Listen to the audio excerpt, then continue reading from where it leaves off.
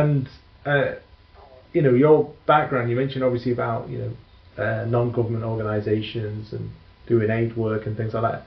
So your background and how did you get into the interest in personal security yourself? Oh, it goes back a long way. I was in the military, the British military, for about 8 years. But it was while I was in the military, when I was in Africa, that I actually became a humanitarian, if you like.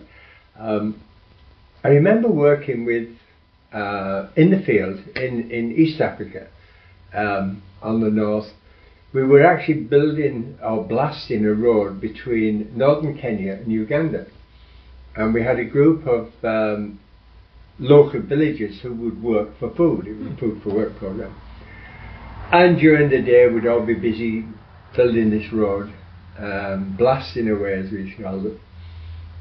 And in an evening we'd all get around a campfire and have a couple of beers. But about every month or so, a little wizened old man would come in and tell us stories, and he would enact these stories to all of us. And the first 2 or 3 stories, you watch him miming his stories about killing lions, protecting his cattle.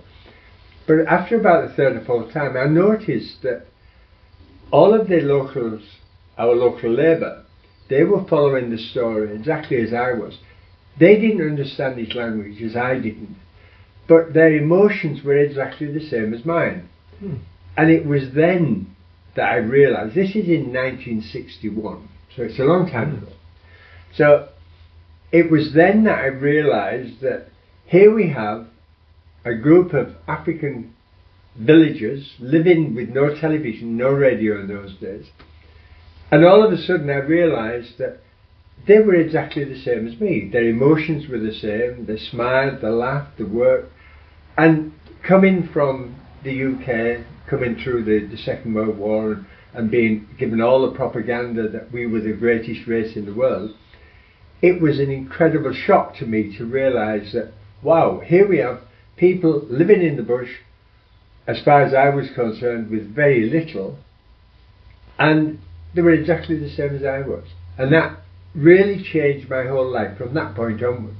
I mean, it wasn't like a light switch, but it was like a slow dimmer, which was getting brighter and brighter.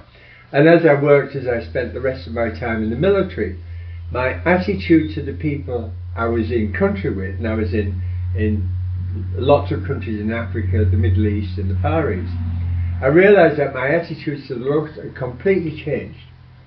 And all of a sudden I wasn't looking at them as foreigners, I was looking at them as really nice, normal people. And it completely changed my attitude to the whole of my being, I guess. So I served my time in the military and then in the Navy. And then I was offered an opportunity to travel to Cambodia, and that was with Oxfam. And they wanted me to go out there for 2 years. What I didn't realise when I arrived was that the Khmer Rouge was still in country.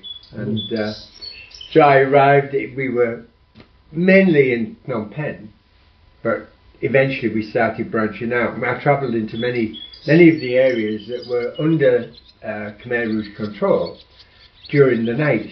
So we had to go and work during the day and then go to safety at night. At the same time, the Vietnamese army were pushing the Khmer Rouge backwards and outwards. So frequently we'd hear rockets and shells flying over our heads at night. It was a bit scary. But so my own personal security started to develop then. I realised that my military training in some aspect helped, because obviously I've been on active service while in the military, so I've been shot at and bombed a few times. So I understood the implications of that. But I was realising that the people around me had never had that level of experience or understanding. And there was certainly no formal training or guidance for anybody. It was, oh, you're doing good, you're going to be okay. And of course that's a scary fantasy. So from there I came back to the UK after 2 years.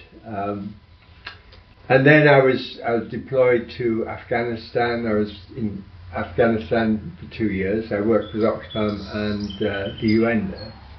And of course that was when the Taliban first took it in 1996-97. All right.